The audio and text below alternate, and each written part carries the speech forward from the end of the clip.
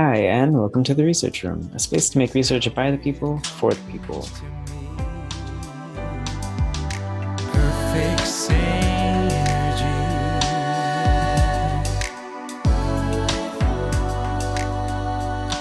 And today we are going to jump back into our falsifiable Fridays. That's lagged on the name there, but falsifiable Fridays.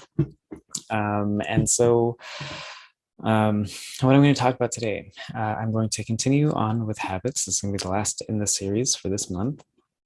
And so what I want to do is talk about something that I think is, a pretty widespread like occurrence these days, right? And that's the use of social media and how that might relate or not relate to habits. And so usually I might like start with something along the lines of like, why is this important? Like, why am I talking about social media? Why am I talking about habits? And honestly, like, I don't think I need to. I think that most people, obviously, if you're here, like you can use social media, the basics of like navigating it at the very least. So if you have made it here, I think that you probably have experience with social media and that you probably have your own thoughts about it, right? You know how important or not important it is in your life. And that's kind of the point here is that for some people it is more important, and you probably know people that that have that kind of idea. Maybe that's you, maybe that's not you. um, but I think more important than what I'm about to be saying about this research is how do you think it actually applies to your life? How do you think it applies to other people's lives? Do you agree with some of the things that I'm saying? That's I would say that's actually the most important thing is, is this actually something that you can observe in your own life?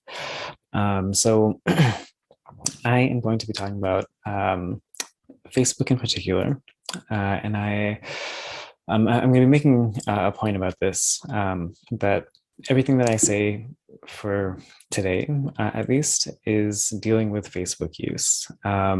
Does it apply to other social media use?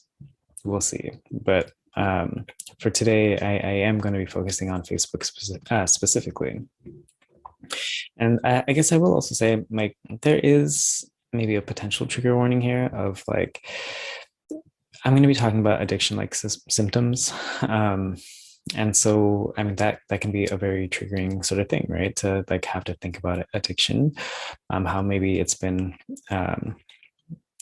something that you've had to deal with, or maybe someone close to you has had to deal with, or whatever, right? Like, for whatever reason, like if this is going to be hard to get through because of that, like I completely understand that.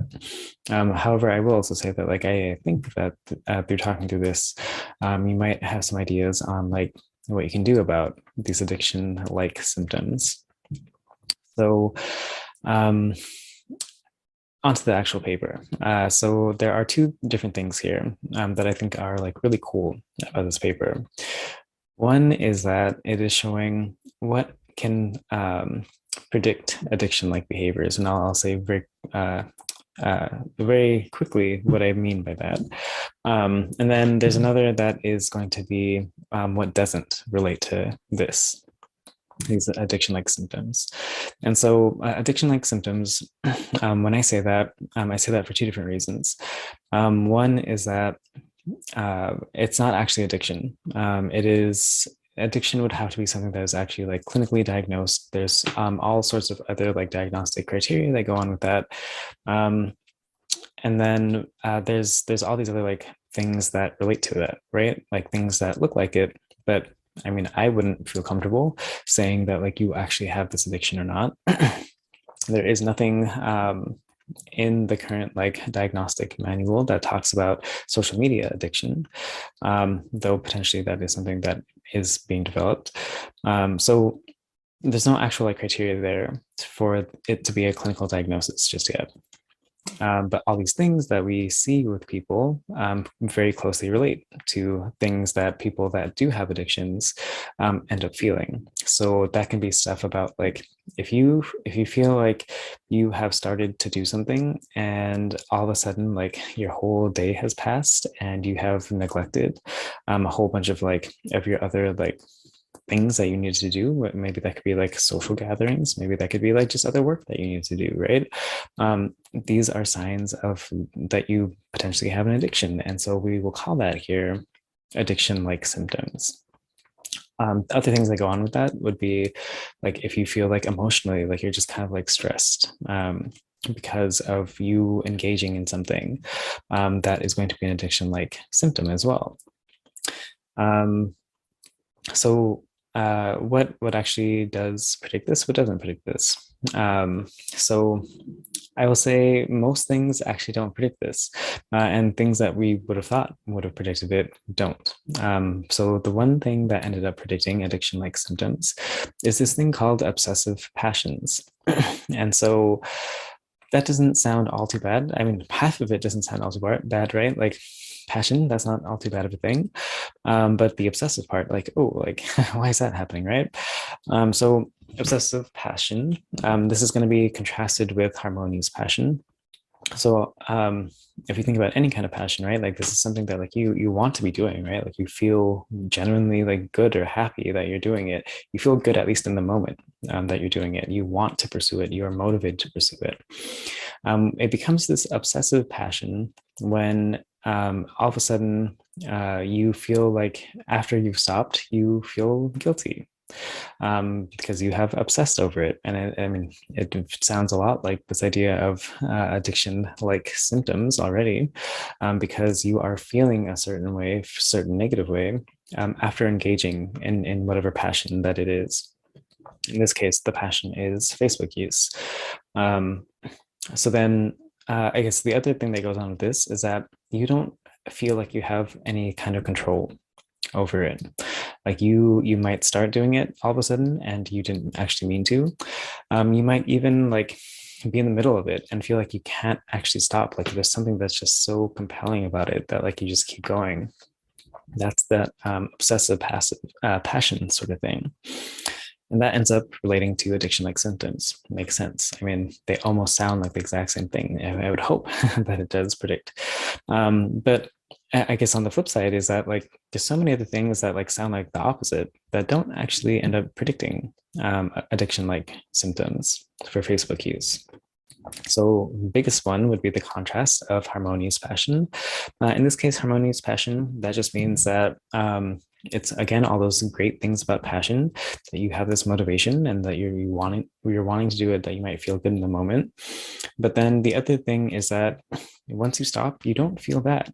You feel like, oh, like that was an appropriate thing that I just did. I got something from that. You might also feel like if I wanted to stop, I could stop at any moment. If someone is calling me, like I can stop, I can put this away, I can come back to it, and I will feel just as happy, right? Versus someone who might be a bit higher on obsessive passion, and they end up feeling like no, like they're gonna like shut you down. Whoever is calling your name, like go away. I can do this later, right? I can deal with you later. I'm gonna be on Facebook right now. So that doesn't actually relate to this idea of addiction like symptoms. You would think that the more harmonious passion you have, maybe the less addiction like symptoms you have. Not necessarily the case. There are going to be people that have this harmonious passion, and that is the case, that they end up feeling less addiction like symptoms. There are still people that have harmonious passion and end up having those addiction like symptoms as well. The only thing is that we can't say that it's a reliable finding. We can't say that it's going to go one way or the other. There are probably other things that are in the middle of that.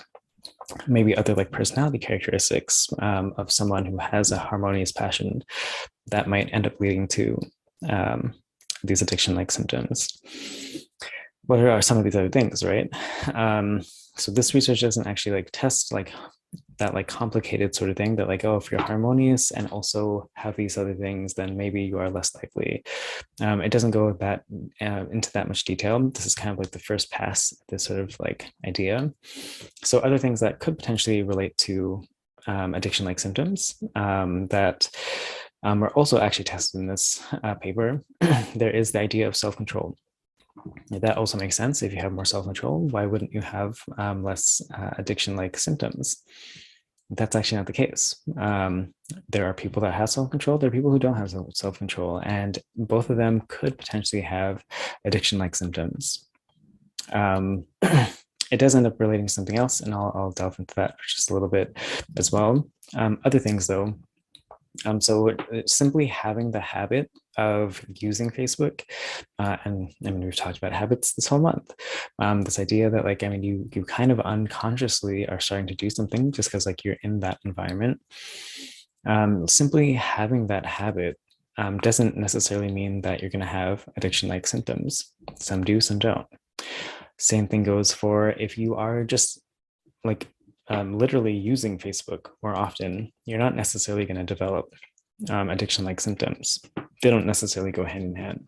So there's these three big things that don't end up relating, or four big things, sorry, that don't end up relating. The only thing, like I said, was this obsessive passion. Cool. Okay, so I'm gonna kind of leave that there because this information is also out in some of the other content that I have. What I want to do is really start to question some of these findings. To what extent do we believe them? To what extent can we make conclusions based off of this, knowing this information, right? So what I want to do is I'll have three questions here, or three main questions. They might spring up other questions, but three main questions here. And I mean, feel free to also like think of them yourself, right? Like there, just because I have these three, it doesn't mean that there aren't other questions. There's plenty of questions. I just wanted to focus on some of the biggest ones that came up in my mind while I was reading this work.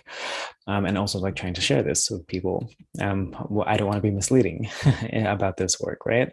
So some of the things that came up in my mind is this first question about like, does obsessive passion actually lead to addiction-like symptoms? And why don't we actually know that? I would say like we don't know, right? We don't know from this research if obsessive passion actually leads to the addiction-like symptoms. We just know that they happen hand in hand. We know that it can predict.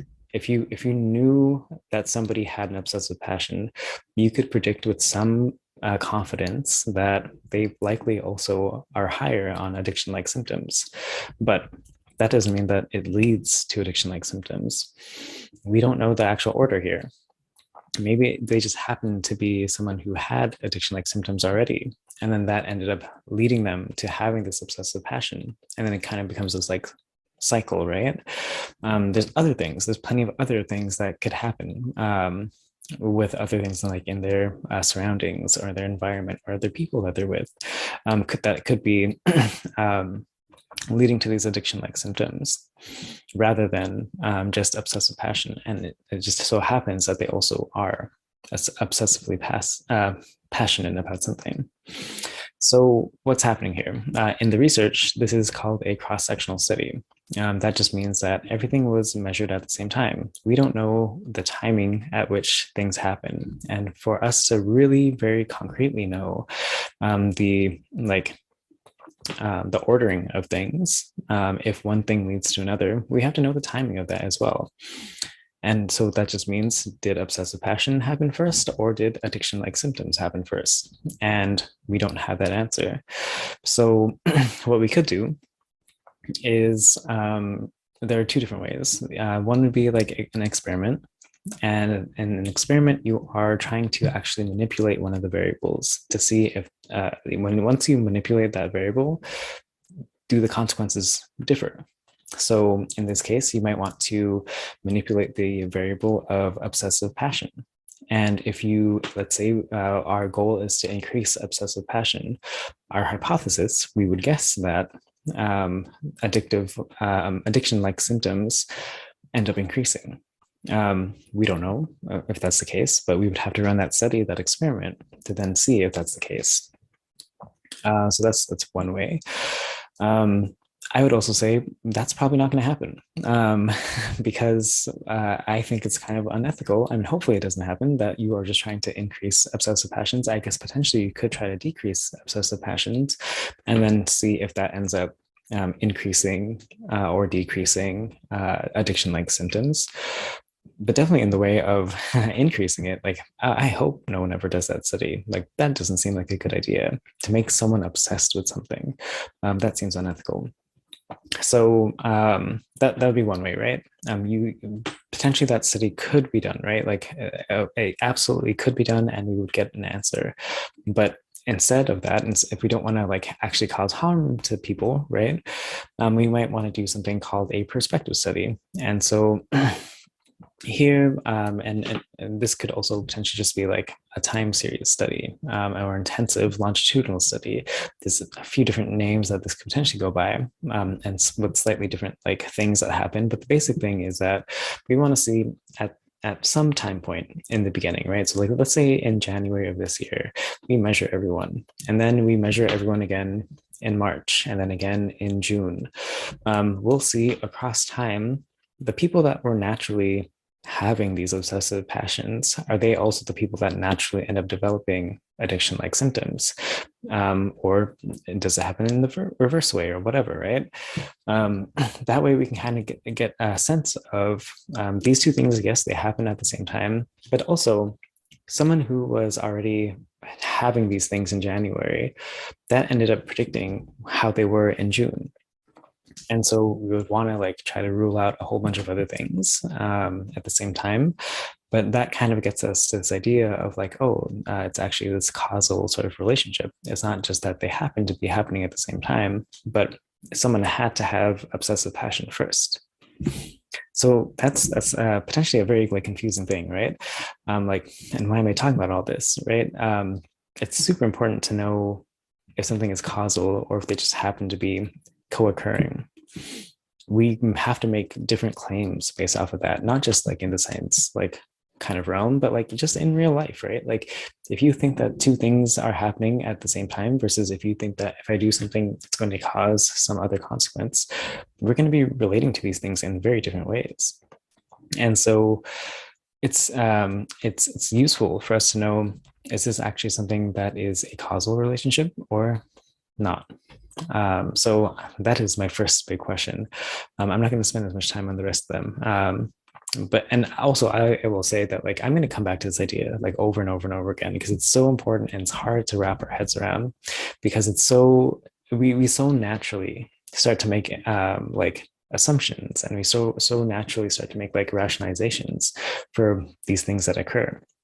Of course we're going to start to think that like it just makes more sense that obsessive passions have to happen first, but not necessarily. So yeah, I'll go ahead and leave that there. It's a tough idea to completely wrap your head around. If you already have, great. But I'm going to be coming back to this in future podcast episodes. So if not, that's completely okay. We'll continue this in different topics as well. The next thing is that, so I've been saying that this is all for Facebook use. That is true. We at least know on average, this is what happens in Facebook users. I think the natural thing would be to then question, does this happen for other social media platforms? And again, we don't know. I can have some guesses, but I guess I will also say that potentially you might see an article that just says something that like isn't actually something that can be concluded by the research. So let's say mass media, if they produce an article, and I'll say usually they're okay with this, but sometimes they really want to like pump up the story, right? And that's fair. That's how they make money. I mean, it's fair in that kind of way. It's super unfair for the rest of society that like reads that and then starts to believe things that they shouldn't be believing. But let's say you came across this article that says something like, your obsessions are causing social media addiction. On its face, maybe, right? Like that is all potentially true. There is no research that actually shows that though. And especially not this article that I am talking about. There are a few different layers of things that are wrong here. So, one is that they're saying that obsessions cause social media addiction. This is very related to the first point, when I spent a lot of time on it, is that that's not true. It's not to say that it can't be true. It's just saying that it is not actually the case, and it's not a conclusion that we can base from the research that we read. So, your obsessions are potentially causing social media addiction, but like even that's like sort of misleading, and that's not like what we're trying to say here. We're just saying that obsessions, and it's particularly obsession. Sorry, this is very hard to say this over and over again. Obsessive passion, that ends up just happening at the same time. That's really all that we can say here. So that is one idea. Another idea is that they say social media generally. We don't know that. We don't know if this happens for Instagram users. We don't know if this happens for TikTok users. We don't know if this happens for Twitter users. We don't know if this happens for YouTube users, right? Like so on and so forth. All of these, I mean, as similar as they might be, they are very different platforms, and the ways by which people might end up being like experiencing these addiction-like symptoms might be very different. It might also be a general principle that you can actually apply across platforms. We don't know. Could be true, could not be true. Could also just depend on a bunch of other things. We don't know based off this article, though. Then they say in this made up headline is that it's causing addiction, right? And again, for the reasons that I mentioned at the beginning of this episode, is that it's not actually addiction. We don't know if this is an addiction or not. There has to be more that goes into that kind of like line of research and thinking on whether or not this is an addiction or if this is just addiction like, right? And so that's another like big distinction, right? Like if someone says you are depressed versus like, oh, you have symptoms that look like depression, like that's a very different thing. And we don't want to just like start like saying these kinds of things so mindlessly, right? So, I mean, my guess is, yeah, it probably does happen across different platforms, but like, again, we don't have the actual evidence to say that. And I mean, everything here has to have evidence for us to make these claims. We can logically say some things, but it remains to be seen. Okay, and then I guess the last thing I'll say is, can we actually stop these addiction-like symptoms? And there's nothing in this research that says yes or no. So I'll start there. But the other thing is that this research does show one potential route. And so we would need to do many other studies before we can actually say yes or no to this question. But the one thing that it does say is that so self-control doesn't actually relate to addiction-like symptoms. Fair enough, right? My kind of thinking on this is that self-control by itself, it might be a little bit too late. Like if you are already experiencing symptoms, then it's very hard to just like somehow self-control will yourself out of that situation. Like it's a little too late, right? You want to do something before that, before you ever even have those addiction-like symptoms. And so if we keep thinking about this idea of like, okay, if you develop an obsessive passion, then that might lead you to addiction-like symptoms, then we can do something about those obsessive passions in the first place. And we can stop those, hopefully. And one way might be through self-control. And that's what this research also shows, is that at the very least, some people that have more self-control, they're much less likely to have an obsessive passion, and they're also more likely to have a harmonious passion. Cool, right? So that like helps this process in two different ways. It's stopping that potentially negative relationship. It's also possibly increasing a positive relationship, and so. I will reiterate before I go any further, we don't actually know if any of that is the case.